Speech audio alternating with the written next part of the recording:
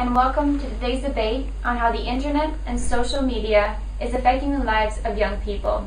This debate, taking place today on Safer Internet Day, seeks to bring together 6 young adults from 3 different countries, Ireland, Slovenia, and the UK, to discuss a topic that is very much about them, but often leaves them out. Jure and Hannah, can you sum it up a little bit of the movie Cyberbully for us? Okay, so it's about a girl called Taylor that gets a new computer, and she creates an account on this internet site called Clickster that is somehow similar to Facebook, and immediately she gets some abusive comments on some of her photos, and she's really hurt by that. And then a guy adds her on as a friend. That turns out to be a fake profile, and because he's quite good looking, she starts talking to him, and she tells him lots of personal stuff. That then this guy tells out loud. I mean, he posts a comment that includes some of her personal information. So this girl Taylor, she doesn't know what to do, and she wants to commit suicide. She becomes lonely, and her friends turn their backs at her. And also, everyone at school knows about those comments, and that the guy writes that she slept with him, although she didn't, or she didn't even know him, and everyone starts calling her a slut, and yeah. So, well, at the end, it turns out that it was her really close friend Samantha who created this fake profile. Because she somehow wanted to teach Taylor a lesson that all men are bastards, something like that. And it didn't quite turn out as she had expected. And at the end, Taylor got hurt, but Samantha got bullied as well. So. Somehow she got a taste of her own medicine, but of course the movie has a happy ending. They forgive each other, and her mother enforces a new law against cyberbullying. What's the point of the movie? What's the lesson that we've learned? I don't know. At first, when I saw the film, I thought that it's really over-exaggerated, and that such things can happen only in extreme cases, and I thought it's not so relevant to our environment, Slovenia, and probably it happens more frequently in the US. But then I remembered a case of a girl that I used to know, and she was sexually abused via internet at the age of 12, I think, because some people posted a video of her having sex on Facebook, and although the video was deleted soon after, the girl's life had changed completely, and she was telling me of how perfect her life was before, and how it was becoming almost unbearable.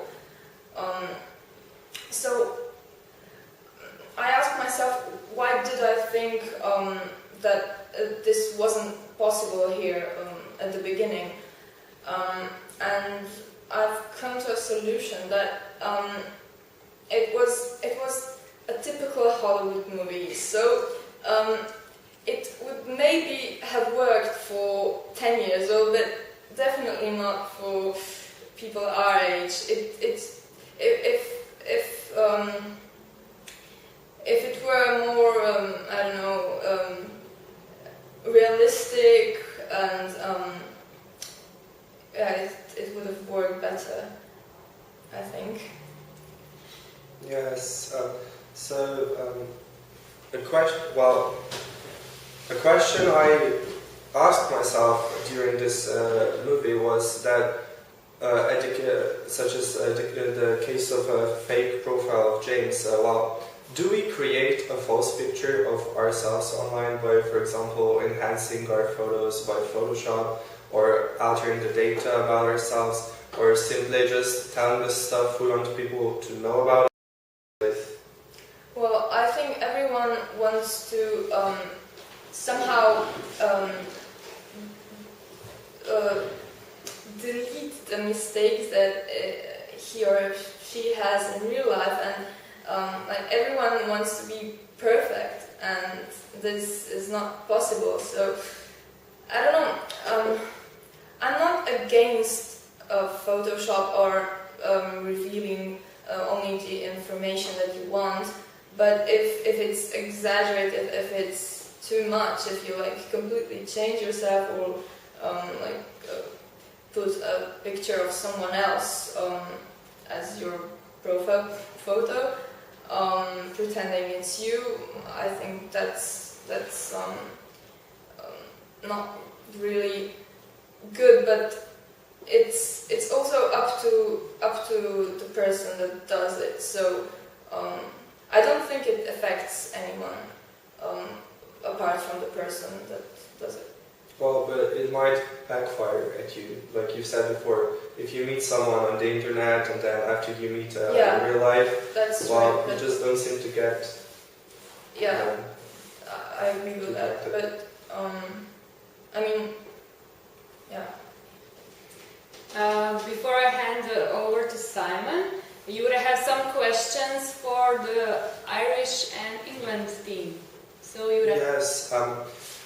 Do you think that, well, or perhaps why is it easier to fight or to apologize or to maybe express your emotions online via Facebook than, well, to say I love you in real life? Why do you think that's easier? Probably because like you're alone. It's not directly to them. There's no like real contact with them. I think that's probably why it's easier. Yeah, there's kind of... There's space. Yeah, there's the barrier. Like if they say I don't like you back, you're just like okay, whatever. As I meant it as a joke. Whereas if you say it in like as in person, it's hard. It would be harder to pull off, I think. I guess let me ask you, in addition to what has already been said, how do you feel about your use of social media and your interactions online? Do you feel like you have a grasp of what you should and shouldn't do? Have you ever had an instance where you felt unsafe, or you were maybe harassed, or somebody was saying something negative to you? And again, it doesn't have to be a personal story, but just in general, your feelings about this. One of my friends last year, everyone had all our group of friends, we had each other's passwords, we knew it. For Facebook. It wasn't for anything else but Facebook. And when I thought they were my friend, they went onto my profile and took screenshots of messages I'd sent to people I like, people like my sister, my brother, boys, all that stuff. And they were like, oh, I'll share these messages with everyone if you don't do such and such. Really? Yeah, and it wasn't really a big deal because I just kind of blocked them out. But it was I didn't feel good then. It did make me feel slightly unsafe. So since then, have you had any changes in the way that you share your password or your information? I don't share it at all now. That's probably a good idea. Usually the first thing that we kind of try to make very clear is that the best way to keep yourself safe online is never to share your password, even with people that are your closest friends. Do you still talk to those girls who did that to you? It was actually a boy, but no, I don't talk to him anymore. Yeah. So I guess that's one way to protect yourself, even from the people that you're closest to, because you never know how they're going to react. We saw in the movie Cyberbully, her best friend was upset with her and felt that she needed some sort of revenge, perhaps, or punishment for things that she didn't think was doing right, and that's how she got her revenge by. So there's something similar going on online, pretending she was someone else. And so what kind of other suggestions would you have? You say, except for that instance, or perhaps as a consequence of that instance, have you learned anything about how else to protect yourself online? Yeah, don't get like Ask FM, or don't put too much like personal stuff on Facebook. Cause like some girls, they put like really like little clothes on, take a picture and upload it. And it's like there are so many creepy people that can see that online. Yes. It's like kind of gross. Because like your profile, like it could be private, but like they can still see your profile photo and like basic information. Yeah. Mm-hmm. So it's Like like your name, perhaps. yeah, and like that's kind of enough Yeah. to show people you don't know from like China or from India or somewhere like some place you don't even know. I think you've got to be really careful with what you put up. Mm-hmm. Yeah. And I guess that the bottom line is that you think that you might be able to delete something online or control it once you put it up, but once it's up, it never goes down. exactly, right? Once it's out there, you have no control over who's going to share it, who's going to see it, how it's going to move forward from there. It's not like a piece of paper you can just rip up or shred or burn. So it's really important that you keep your password safe. You're very aware of what you put up, and you know that the thoughts and the pictures and the comments that you make public are going to be public forever, basically. If you've got something to say after seeing the issues raised in today's debate, you can join the conversation online at generationz.eu or on social media using the hashtag #SmarterThanEver.